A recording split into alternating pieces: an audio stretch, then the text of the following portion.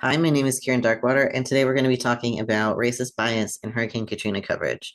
We're going to look at how the media's reporting shaped public perception, which impacted public and private responses towards the Katrina victims, and we'll get whether or not the difference in reporting versus the lived experience of survivors impacted trust in news media. First things first, though, we need to remember what happened. So here's a brief overview. Hurricane Katrina hit the city of New Orleans in August of 2005 as a Category 4 storm. New Orleans is a city that sits below sea level and relies on a system of pumps and levees to keep water from the Mississippi River and Lake Pontchartrain out of the town, which makes hurricanes really dangerous for people who live near the levees and the canals. In 2005, New Orleans was a predominantly Black Southern city and a thriving cultural center. Unfortunately, every level of government failed to help the most at-risk residents of New Orleans both escape the storm and rebuild after. The mainstream media reporting in the aftermath was super racist and showed public distrust of survivors from New Orleans in particular. So here are some examples of how the media shaped public perception. In 2005, we didn't have GoFundMes for victims of natural disasters. Instead, we used television streams for fundraising. The Red Cross organized a telethon with celebrities like Mike Myers and Kanye West. It was during one of these telethon fundraisers that Ye directly called out the racist reporting in media and the lack of response and prioritization from the Bush administration. He ended on a note that went the 2005 version of viral, Bush doesn't care about Black people. And I have the clip, so let's play it.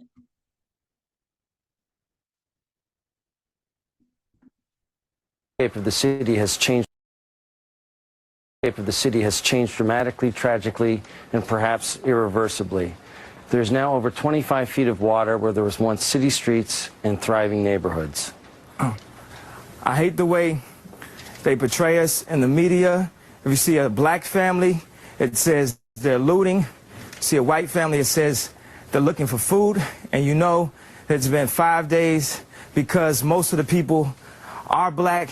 And even for me to complain about, I would be a hypocrite because I've tried to turn away from the TV because it's too hard to watch. I've even been shopping before even giving a donation. So now I'm calling my business manager right now to see what is the biggest amount I can give, and just to imagine if I was down there, and those are my people down there. So anybody out there that wants to do anything that we can help with the setup, the way America is set up to help the poor, the Black people, the less well off as slow as possible. I mean, this is Red Cross is doing everything they can. We already realize a lot of the people that could help are at war right now, fighting another way, and they've given them permission to go down and shoot us. And subtle, but in even many ways more profoundly devastating, is the lasting damage to the survivors' will to rebuild and remain in the area. The destruction of the spirit of the people of southern Louisiana and Mississippi may end up being the most tragic loss of all. George Bush doesn't care about Black people. Please call. In the past few days, one of the things that Ye is referencing is that what happened was a lot of vigilantes went to New Orleans after reading the reports of how violent and dangerous it was and started shooting at Katrina victims and threatening them with violence. And this was happening from police, from National Guard, from just people who were trying to help. And President Bush actively avoided being on the ground in New Orleans in the immediate wake of the storm. He finished his vacation. He saw other impacted sites before meeting with the governor of Louisiana and the mayor of New Orleans. And like West was saying in the video, a lot of things that were happening was Black folks carrying things through the water were being labeled as looters, while white people were just being labeled as survivors or victims. But it wasn't just in broadcast media that this was happening. Journalists were quoting racist folks engaged in humanitarian aid without calling out the racism. For example, the New York Times was quoting a rescue worker who was frustrated that the stranded survivors didn't hop into his boat immediately, saying it was frustrated that they don't want to help themselves, which is a racist trope. A few months later, Time magazine wrote an entire expose about how the Black Katrina survivors who were displaced to Houston were responsible for the increasing the crime rate. After noting that up to 80% of the city's Black population might not move back, the article ended on a quote from a shipyard builder saying, "We shouldn't bring back a society that breeds crime." And then the reporter added, Good news for New Orleans, but apparently not Houston.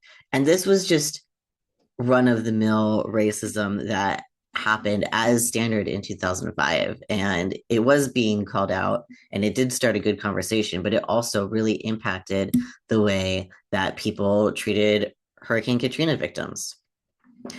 The racist bias in equating the Black survivors to violent instigators had real world consequences. People were showing up with guns, people were not trusting people who were Black and came from New Orleans who needed help.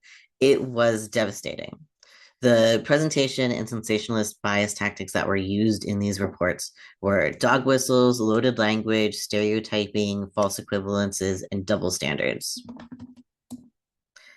The Southern Poverty Law Center's 20-year review noted that studies showed the racist stereotyping in the media at the time encouraged violence against Katrina survivors, which discouraged trust between humans and aid from getting there.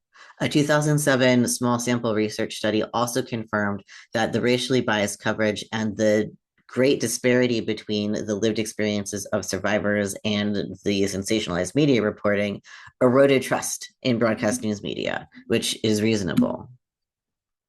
So, what can we learn from this? Ultimately, I think the biggest takeaway here is that the language and rhetoric we use to report on events has real life consequences. While racism and other biases obviously don't begin and end with the media, journalists in particular need to seriously consider the impact of our words and our biases, whether they're conscious or not, when we're reporting on events, especially on things that impact people's safety and survival. A lot of public figures at the time commented that if the city of New Orleans had been full of white people instead of Black people, the reporting would have looked really different, and the age distribution also would have been very different. This just goes to show that the news media shapes public perception of events as they unfold, and it's a responsibility that we really shouldn't take lightly because it has real world consequences. Thank you.